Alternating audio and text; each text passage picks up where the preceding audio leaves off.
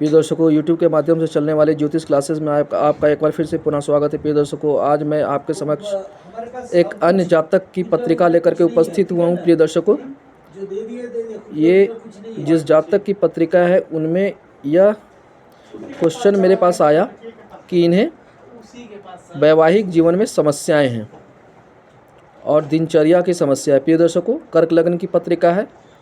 लग्नेश चंद्रमा दूसरे स्थान में है। वह कौन से राशि में? वह अग्नि तत्व राशि में है। 5 नंबर की राशि अग्नि तत्व राशि है। सिंह राशि एक अग्नि तत्व राशि है। सिंह राशि एक अग्नि तत्व राशि है और दूसरे स्थान में है और किसी शुभ ग्रह से दृष्ट नहीं है। तो ऐसा व्यक्ति, लेकिन राहु से दृष्ट है, तो ऐसा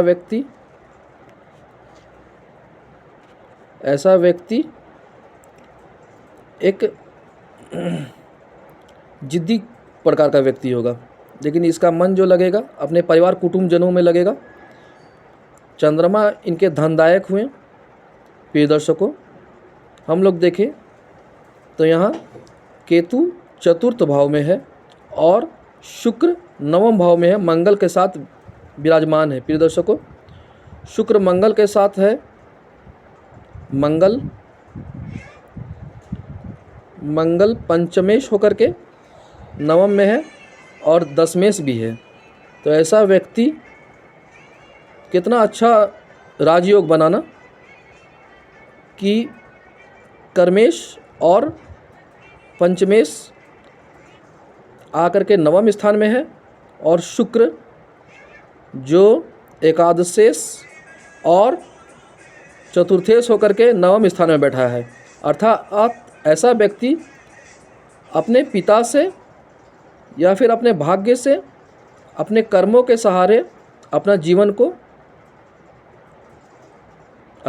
जीवन को सही करता है, अपने लाइफ में अच्छा उन्नति पाता है। यदि ऐसे जातक को शुक्र की महादशा प्राप्त हो जाए तो धन के बारे में क्या कहना।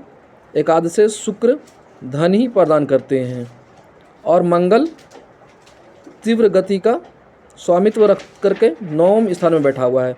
तो ऐसा जातक अपने कर्मों के सहारे, अपने कर्मों के बल पर अच्छा पैसा और अच्छा सुख अर्जित करते हैं। क्योंकि मंगल तीव्रता का कारक है और शुक्र सौम्यता का कारक है। कौन सी राशि में बैठा हुआ है? 12 नंबर की राशि। 12 नंबर की राशि जो हुई वह मीन राशि हुई।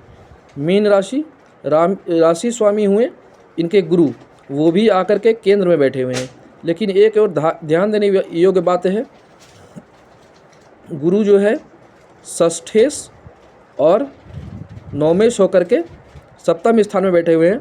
अतः इनका वैवाहिक जीवन में परेशानी है। गुरु देवगुरु बृहस्पति षष्ठेश और नवमेश होकर के सप्तम स्थान में बैठे हुए हैं और 10 नंबर की राशि में बैठे हुए हैं। 10 नंबर की राशि शनि की राशि है। शनि की राशि है और वहाँ पे सूर्य बुध दोनों हैं और शनि की जो एक राशि है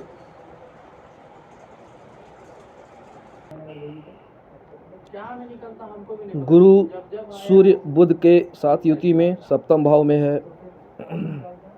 बुध जो है तृतीयेश और द्वादशेश होकर के सप्तम स्थान में है और सूर्य के साथ युति कर रहा है, अर्थात दूसरे स्थान के साथ युति कर रहा है। इसका तात्पर्य यह हुआ कि ऐसे व्यक्ति का जो प्रभाव होगा, जो अपनी पत्नी के ऊपर, इनके पत्नी के ऊपर जो प्रभाव होगा वो इनके परिवारजनों का ही प्रभाव होगा। क्योंकि बुध जो है काल पुरुष की पत्रिका में 6ठा स्थान और तीसरा स्थान का स्वामित्व रखता है। बुध लड़ाई झगड़े का भी कारक माना गया है। वह सूर्य के साथ युक्त है। सूर्य एक पापी ग्रह है, इसलिए लड़ाई झगड़े का कारक इनके किसी व्यक्ति विशेष का ही के कारण ही हुआ है। इनके इन इस जातक की इन जातक का कहना है कि पत्नी किसी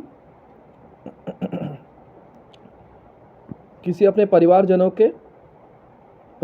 क्यों लिए, क्योंकि 5 नंबर की राशि के भावेश हुए सूर्य और तत्कालिक पत्रिका में तीसरे स्थान के स्वामित्व हुए बुध 7वें स्थान में है। काल पुरुष की पत्रिका में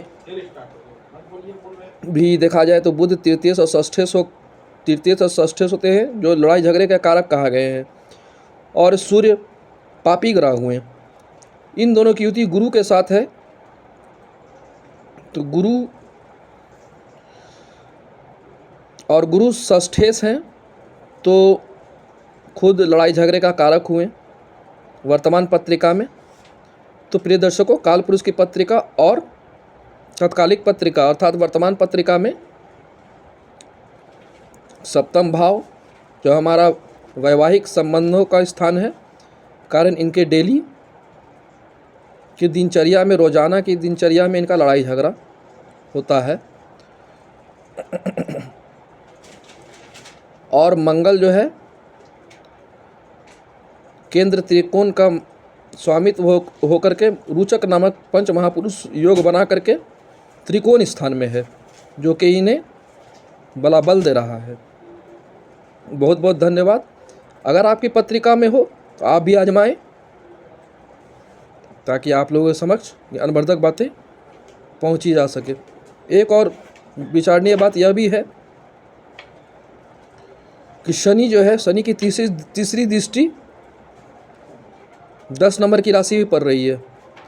हालांकि वो अपने घर को ही देख रहा है, लेकिन फिर भी शनि जो है एक उदासीन ग्रह है और एक क्रूर ग्रह है। यह भी एक कारण है वैवाहिक जीवन में मतभेद होने के कारण। बहुत बहुत धन्यवाद। नमस्कार।